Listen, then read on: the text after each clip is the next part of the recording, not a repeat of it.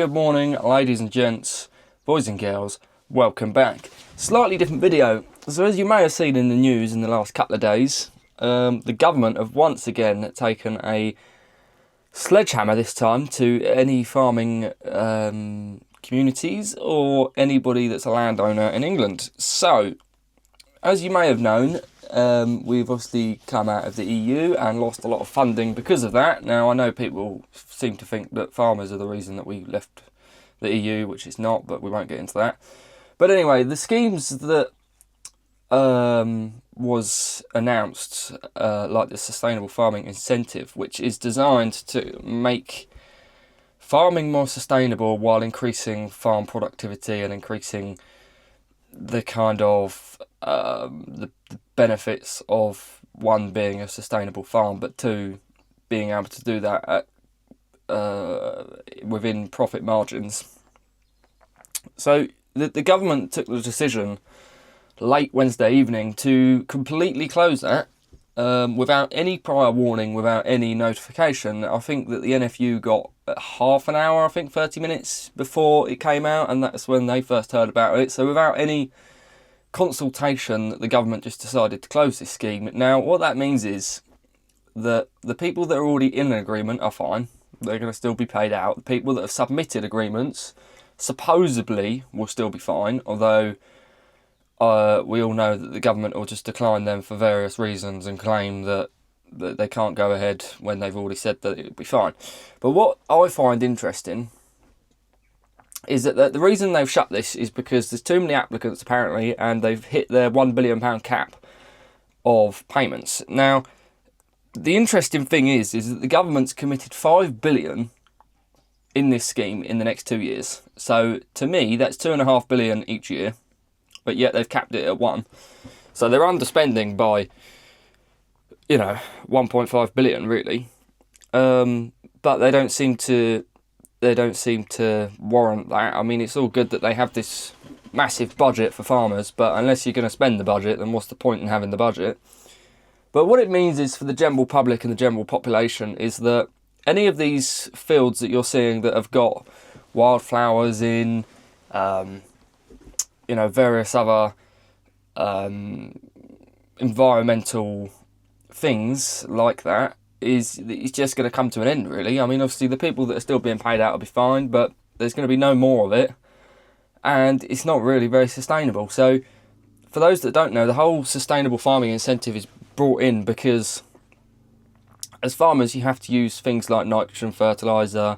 You have to do certain unsustainable things in order to make your farm sustainable, which is a proven fact. Across arable, across grassland farms, anything. If your profits, if you're yielding, if you said 3 tons of barley an acre, and then you can up that to 5 tons using nitrogen fertiliser, you're obviously going to use nitrogen fertiliser because you need to get that extra yield in order to actually break even or make a profit on the field. So the whole idea of the scheme was that you would be paid not to do these unenvironmental things, such as using vast amounts of nitrogen fertiliser, pesticides, and everything like that. But when they decide to close it, what farmers left with? I mean, farmers are left with going back to the ways of trying to maximise yields to make a profit, which completely reverts the idea of the whole scheme and reverts the whole idea of, net zero like they like to talk about, because it's unachievable when they're closing every path. I mean, you've got farmers that now can't afford to die, and now they can't afford to farm sustainably, and not to mention the fact that it's, they've also now, when you die, they can grab hold of your land by just taking it when you die. Like, it doesn't... People have got to start to wake up to the fact that this whole idea of these changes that Labour have introduced are nothing short of disgraceful and nothing short of a complete repeat of what happened in World War II. I mean, it's all good. People will sit there and say, oh, we'll get imported food, that's fine. But it's not fine when you look at the likes of Ukraine and what's happened there, and the way that our fuel prices, energy prices, and everything else has gone through the roof. You've got the likes of Donald Trump in the USA, who will put 200% tariffs on everything that's imported or exported. So really, I wouldn't say that importing food is a very sustainable choice, nor is it healthy. You know, you've got chlorinated filled chicken, you've got crops grown with pesticides which are banned in this country, and yet people are quite happy to go to a supermarket and buy foreign food that's covered in that pesticide that's banned in this country because it's got links to cancer and everything else. Or, you know, quite happy to go and buy a cheaper chicken that's filled with chlorine than they are a chicken that's filled with, you know, natural cereals. It just doesn't, the whole idea of importing all your food is just vastly stupid.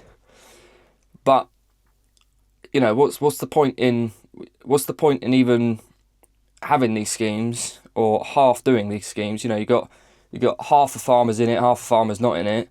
What's the point when, if we're just going to rely on imported food, it's all non-sustainably farmed anyway? There's no, you know, the UK had one of the most sustainable farming practices, really, and the scheme was solely brought in to replace the likes of the basic payment scheme, which is what makes me laugh. And there was a bloke in the Commons the other day, let me just find it, who raised some very good points about the fact that they've reached the top of their budget.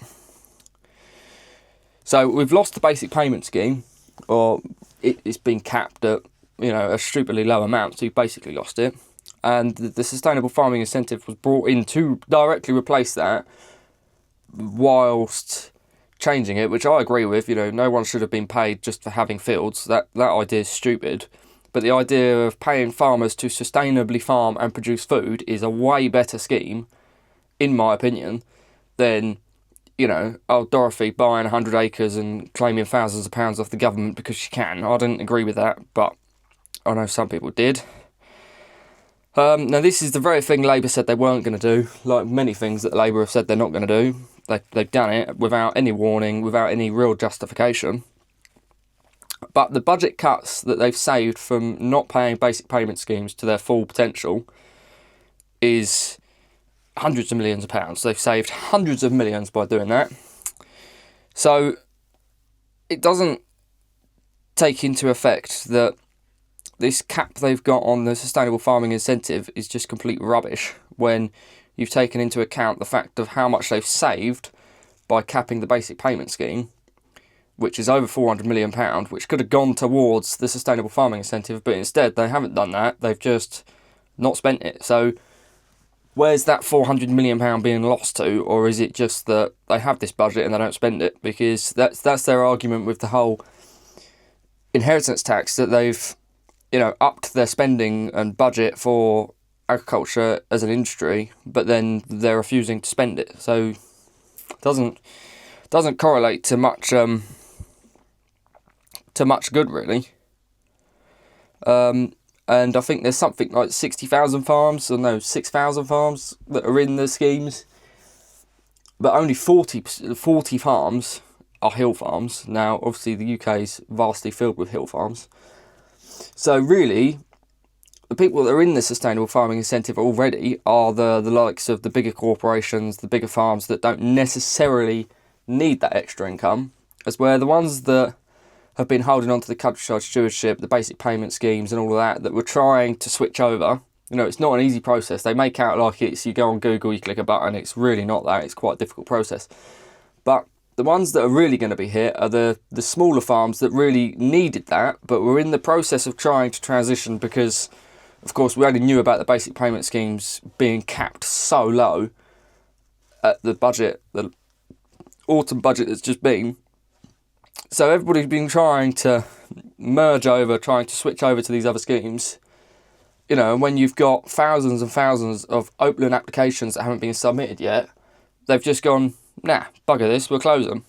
It just, like I said, it's another hammer blow to food production and food security and the wider environment, really. You know, you've got, you know, the general public obviously appreciate being able to go out into nature, being able to, you know, go and walk through these wildflower seed meadows and everything else, which is only achievable through subsidies and grants, because, you know, there's no money in growing wildflowers. It's just, there's no money in that at all. So why would people do it? You know, it's, you have to you have to have a balance, and yet the Labour just seem to want to destroy any part of rural Britain, any part of farming, any part of agriculture. They just want to absolutely ruin it, along with many other industries and sectors that they're trying to ruin. And I don't really understand where they're going with it. But in terms of farming, like, it's becoming a very dire future. I mean, it was almost at the brink of a dire situation when they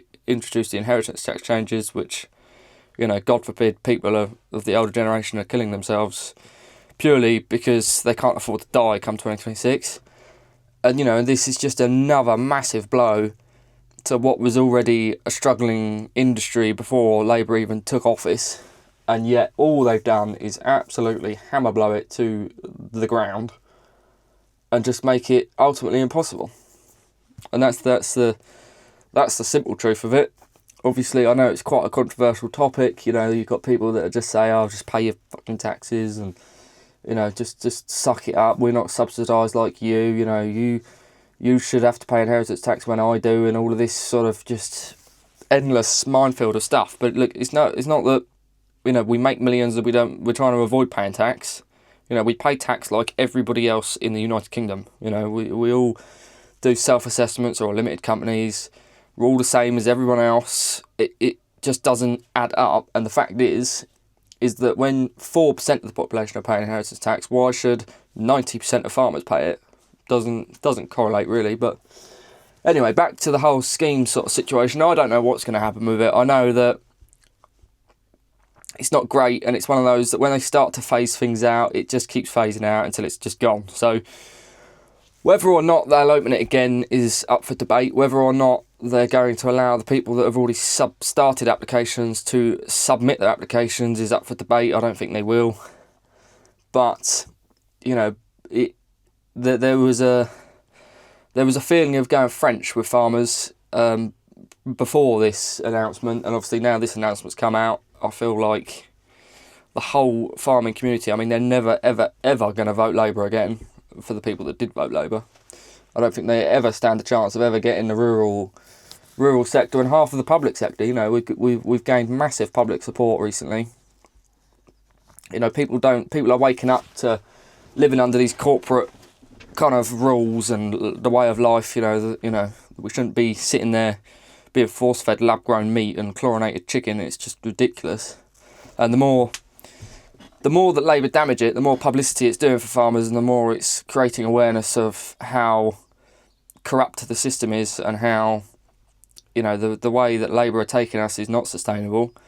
You know, whether Brexit was good or bad is up for debate as well. But look, what's done is done. We can't dwell on the past. However, the current changes that are being implemented, I don't believe they're a direct impact